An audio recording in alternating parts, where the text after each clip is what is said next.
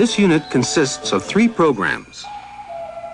The program you're about to see is called Heat as Energy. This will be followed by radiation waves. And the third and final program in the unit will be on the radiation spectrum. But our story begins with heat as energy.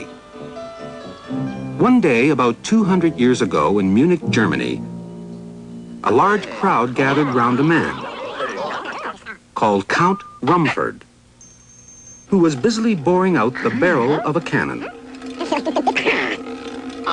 Now, this was a pretty common sight in those days, so why the crowd? Because Rumford had fitted a box round the tip of the drill, and the box was filled with water. And after the barrel had been turning on the drill for some time, the water became so hot that it began to boil. The crowd was astonished to see all this heat apparently coming from nowhere.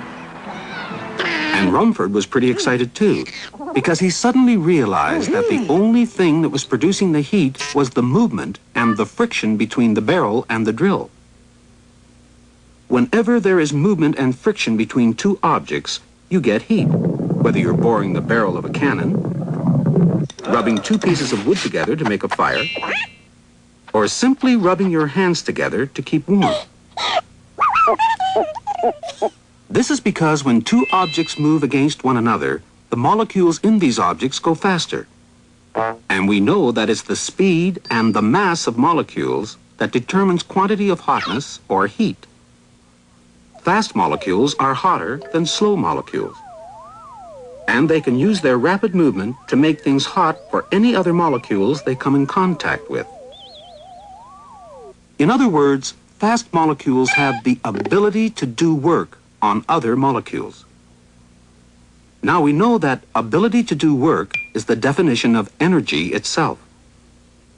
So when molecules move fast, not only is there a lot of heat, but there is also a lot of energy being transferred from molecule to molecule.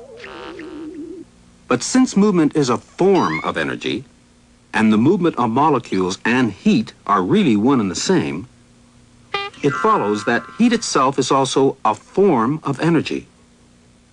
Now, when we looked at temperature, we saw that its unit of measurement is the degree Celsius. What is the unit of measurement of heat? Well, what is the unit of measurement of energy? The joule, of course. So logically enough, since heat is energy, the unit of measurement of heat is also the joule. We know that 1 joule is the amount of energy needed to exert a force of 1 Newton through a distance of 1 meter. This means that if Count Rumford wants to raise this kettle of water, which has a mass of 1 kilogram, or a weight of 10 newtons, through 1 meter, he'll have to expend 10 Newton meters of energy, or 10 joules of energy. But when we're dealing with heat as energy, instead of raising something through a distance, we raise its temperature through a certain number of degrees Celsius.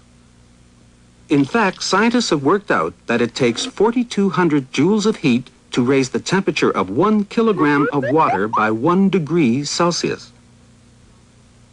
Let's see Count Rumford do just this with his kettle of water, which is now at 15 degrees. The Count is now moving the water with his egg beater. He's expending energy, and he's producing heat. Just enough heat to raise the temperature of the kilogram of water from 15 to 16 degrees, 1 degree Celsius. And it cost him exactly 4,200 joules of energy, or heat, to do it.